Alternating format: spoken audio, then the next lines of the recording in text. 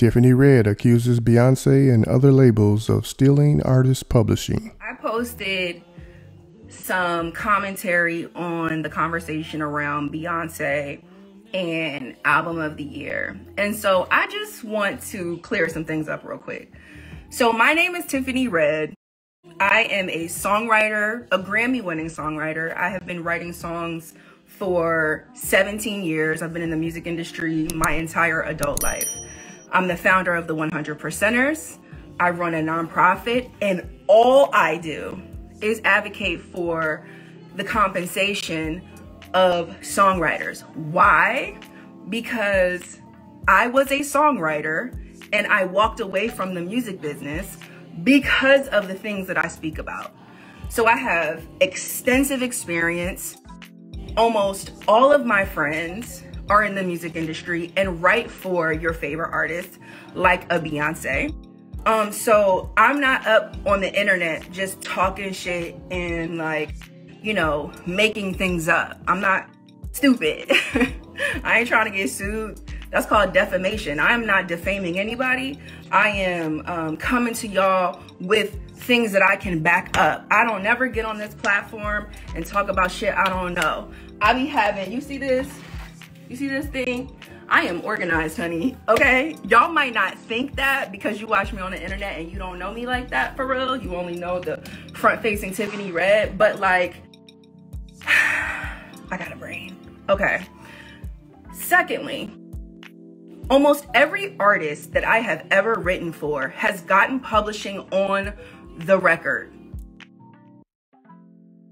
Almost every record that I have done, I have written when the artist was not in the room. I'll go through my own songs. Replay.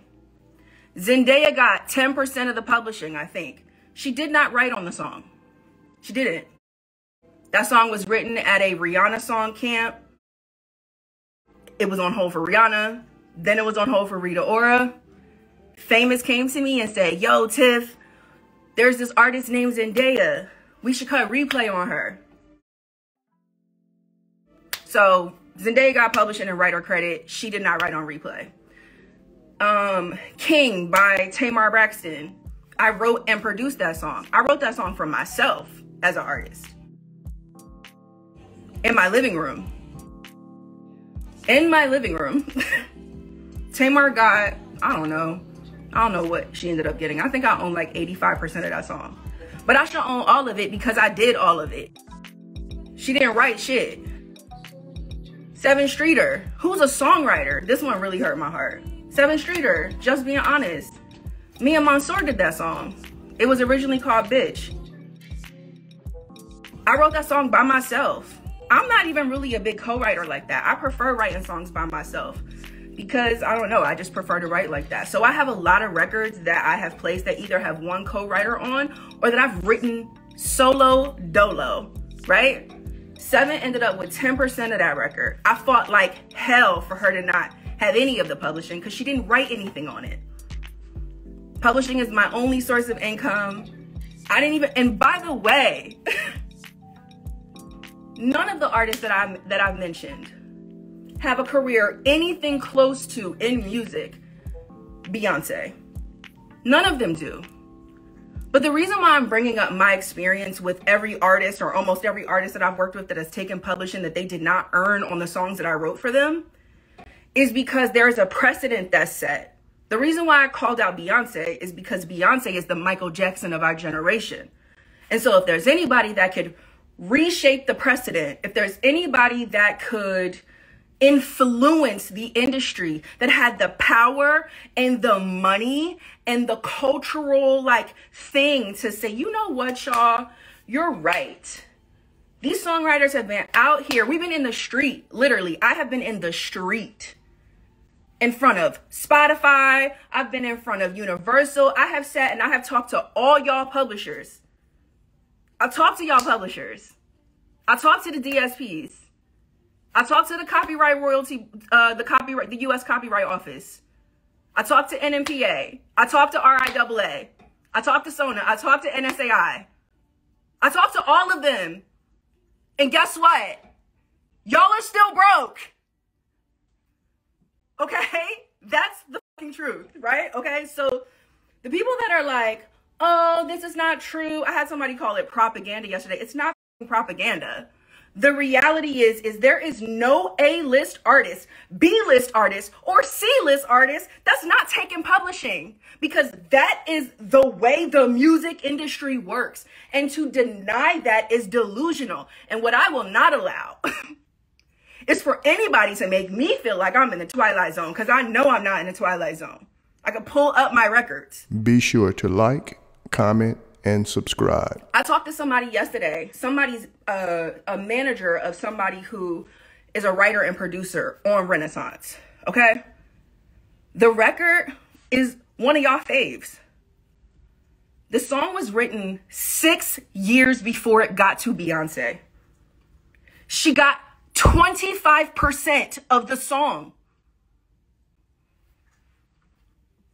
I've talked to another writer who wrote and sang on one of your favorite songs. Credit not right, all kind of shit up. His business still isn't handled. Beyonce was on tour last year with that record, with that person's vocals, all that. I'm not crazy. And here's the thing. The reason why people who work for Beyonce don't talk is because they're all on NDAs. Because that's also how she works. She silences people so that nobody can speak.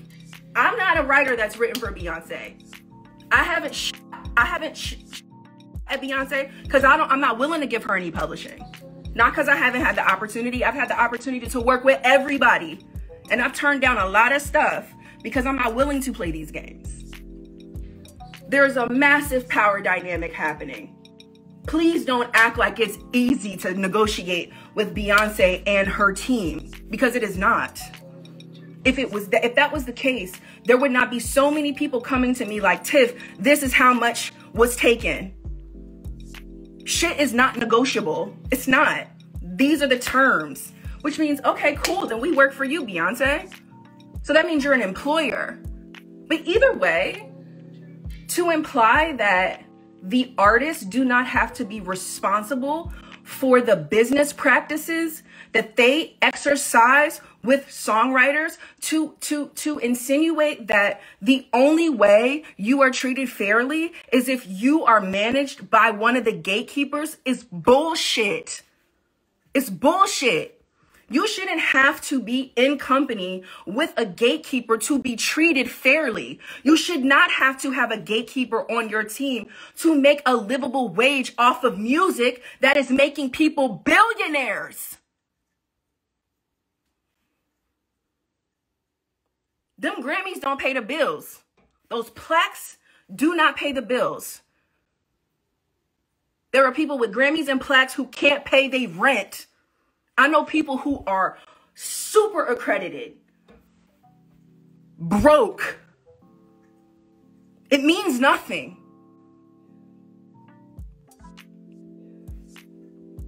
Trust me, I know.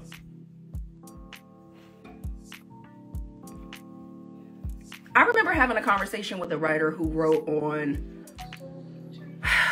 what was the record Beyonce did after or before Renaissance?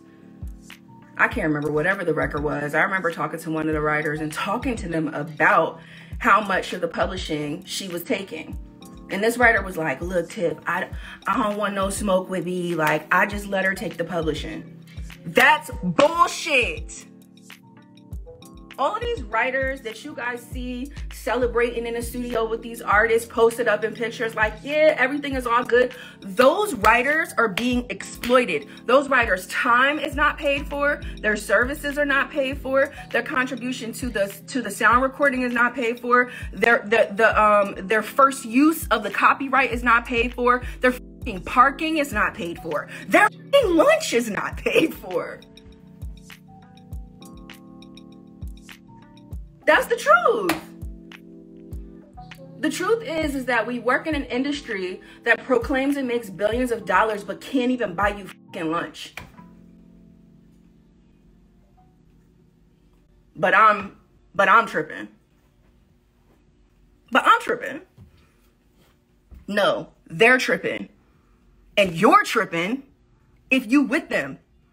There's people that are like, then nobody had no in your head. The to your head is the power dynamic. Think critically, y'all. The to your head is the power dynamic. The to your head is your livelihood. The to your head is being excluded and ostracized and retaliated against for even trying. That's the gun to your head. They don't need to put a gun to your head anymore because they control everything. That's the you being silenced. That's the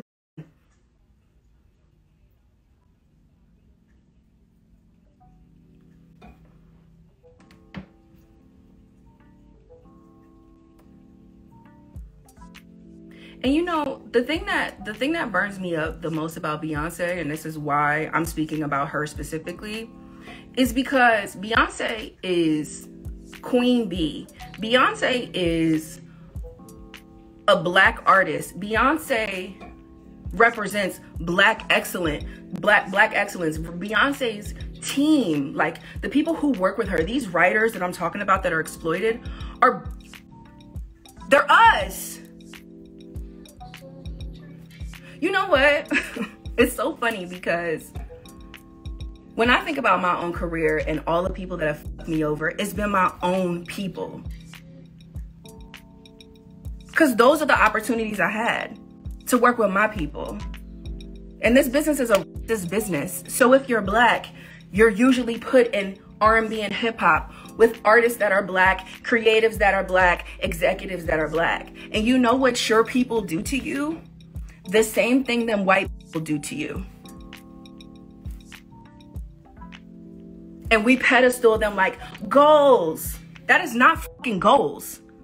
Capitalism is not goals. That shit is not cute.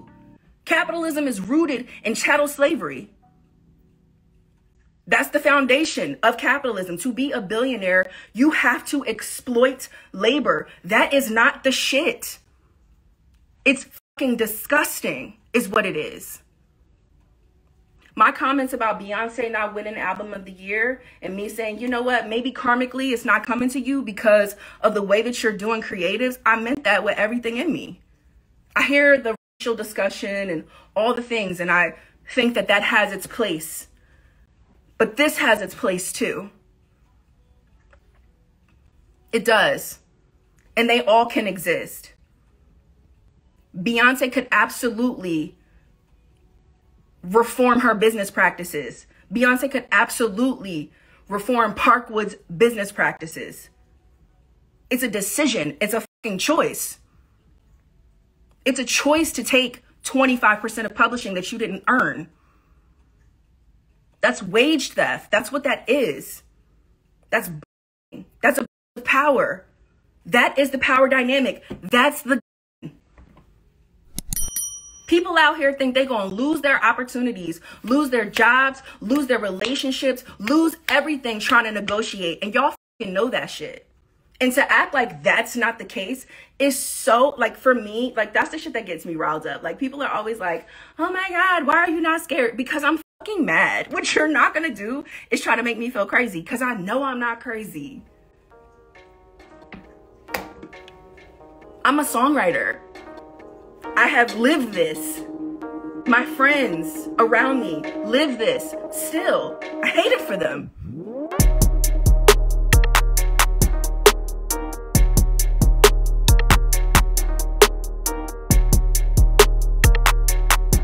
Thanks for tuning in to 9 Mag TV.